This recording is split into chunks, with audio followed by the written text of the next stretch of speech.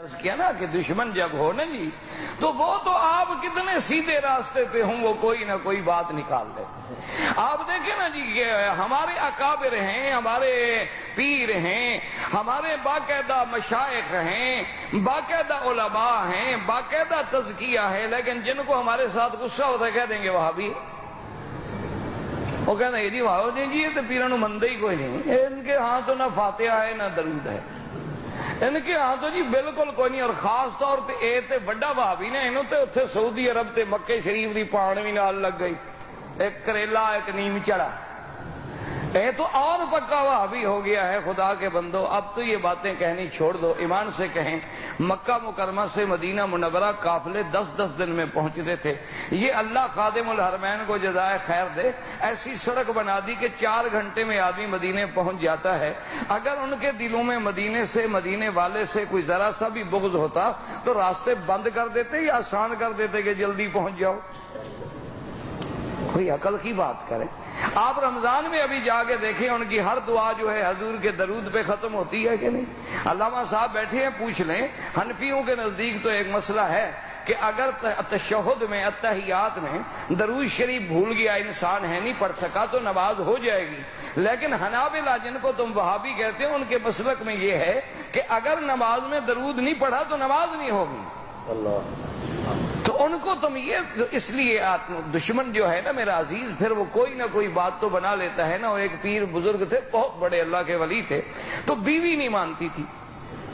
یہ خدا کی قدرت ہے، آدمی کی بیوی نہیں مانتی. آپ کو مانتی ہے بھائی؟ اس میں شرم کی کیا بات ہے یار، بھائی ہو اپنے، کون سے ہم کوئی آسمان سے اترے ہیں، ہم بھی تمہارے بھائی ہیں ساتھی ہیں. نہیں، آپ کی بیوی مانتی ہے کہ لیڈیز از فرسٹ، وہ آگے چلتی ہے نا. اور آپ ماشاءاللہ. اچھا جب کنکریاں مارنے کا وقت ہے نا مینا میں لوگ بڑے مسئلے پوچھتے ہیں مجھ سے مکہ شریف، اور جناب بڑا رش ہوتا ہے تو میں بیوی کی طرف سے کنکریاں مار دوں. میں نے کہا نہیں جی آپ اپنے مسئلے پہ رہیں، لیڈیز از فرسٹ. اچھا عورت ہے کتنا سمجھدار، کہتے جی نہیں رش ہے، رش ہے. بازار میں رش کوئی نہیں، میلے پہ رش کوئی نہیں. یہ کرسمس کے دنوں میں جناب کھوے پہ کھوا چل رہا ہے، نہ پتہ لگتا ہے مرد ہے نہ عورت ہے. یہاں کوئی رش نہیں. وہاں مینا میں کن کے نہیں بڑا رش ہے جی تسی مار دو تاکہ مرے تو شوہر مرے نا میرا، جان چھوٹے جائے ختم ہو تاکہ واپس جاؤں کہوں سبحان اللہ کیا خوش نصیب بیوی ہوں کہ میرا شوہر وہاں دفن ہو گیا اور میں دوسرے نکاح کے لیے واپس پہنچ گئی ہوں تیار. تو اس لیے اندازہ کریں دشمن تو بات نکال لیتا ہے. اب جناب وہ ولی اللہ جو تھے، یہ میں ایسے نہیں کہہ رہا بیوی نہیں اس لیے دیکھیں علامہ صاحب سے پوچھنا انشاءاللہ، قاری طیب صاحب سے کبھی پوچھ لینا. اور آپ بھی جانتے ہیں میرے مدنی کو جب نبوت ملی غار میں، نبوت کہاں ملی؟ ہاں جی. اور صدیق کہاں ملا؟ نہیں سمجھ آئی بات؟ میرے مدنی پہ جبریل کہاں اترا؟ تو جبریل آسمان کا وزیر ہے، وہ کہاں ملا؟ غار میں. اور صدیق زمین کا وزیر ہے، یہ کہاں کٹھے ہوا؟ غار میں. ایک وہ بھی غار اور ایک یہ بھی غار اور ایک تیسری غار ادھر ہے. یہ بھی یاد رکھنا حضرت صدیق جب غار پہ پہنچے تو کہا حضور آپ کھڑے ہو جائیں، مدتوں سے غار پڑی ہے میں ذرا صاف کر لوں، کوئی بچھو کوئی ایسا جانور نہ ہو. صدیق اندر گئے، صاف کیا تو پھر مدنی گئے. اللہ نے حکم کر دیا، اشارہ ہو گیا کہ جب تک اس غار میں پہلے صدیق کی محبت نہیں آئے گی محمد مدنی پہ ایمان بھی نہیں آئے گا. وہاں غار میں حضور ہیں، قرآن اترا. اچھا اترنے کے بعد سب سے پہلے حضور کہاں آئے؟ سب سے پہلے حضور بیوی کے پاس آئے. غار سے اترنے کے بعد کہاں پہنچے؟ بیوی کے پاس پہنچے. کہا زملونی زملونی، خدیجہ کپڑا ڈالو، بدن پہ تھر تھری ہے. اسی منظر کو میرا مولا پسند کر کے فرماتی ہیں یا ایھا المزمل قم اللیل الا قلیلا نصفہ او انقص منہ قلیلا او زد علیہ ورتل القرآن ترتیلا. میرا مدنی پہلے بیوی کے کے پاس آئے تاکہ سب سے پہلی تصدیق بیوی کرے کہ اس کی تصدیق بڑی مشکل ہوتی ہے، اور جب بیوی پاکی کی گواہ بن جائے تو پھر اس سے بڑا گواہ دنیا میں کوئی نہیں ہوتا۔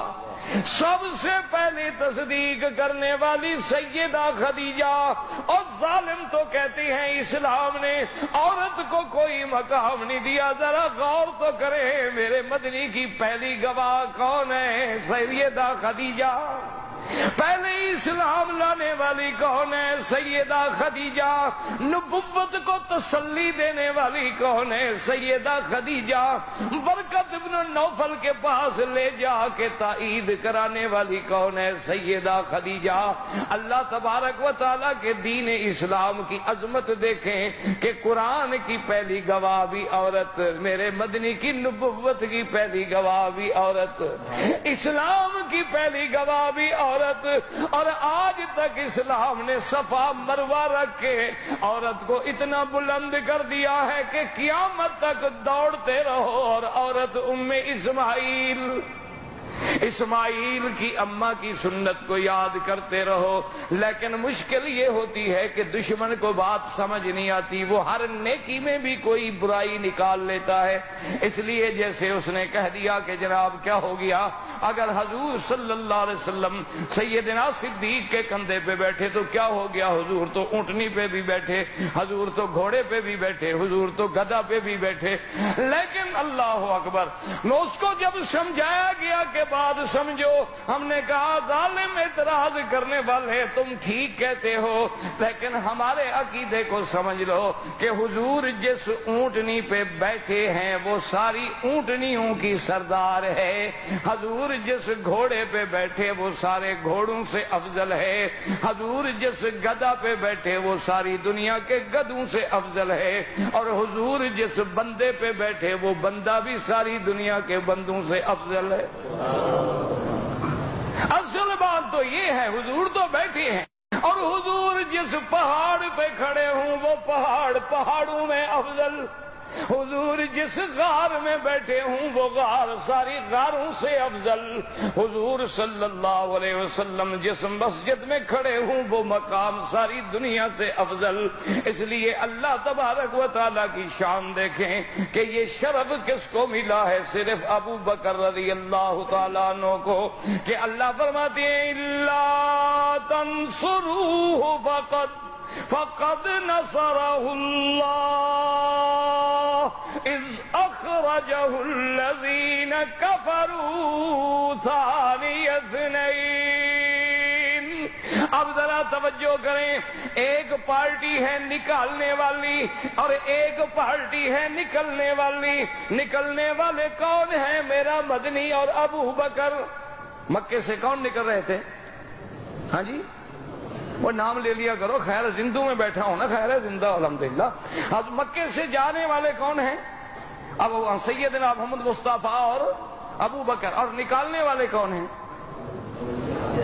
نہیں، نکالنے والے حضور کو مکے سے نکالنے والے کون ہیں؟ قرآن کیا کہتا ہے؟ اذ اخرجہ الذین کفروا، جب کہ کافروں نے نکالا۔ اور پھر وہ دو کون تھے؟ ثانی اثنین اذ ہما فی الغار اذ یقول لصاحبہ لا تحزن ان اللہ معنا۔ وقت ختم ہو گیا بھائی، وقت ختم ہو گیا، زندگی رہی تو بات باقی۔ وصلی اللہ تعالی علی سیدنا محمد وعلی آلہ واصحابہ اجمعین برحمتک یا ارحم الراحمین۔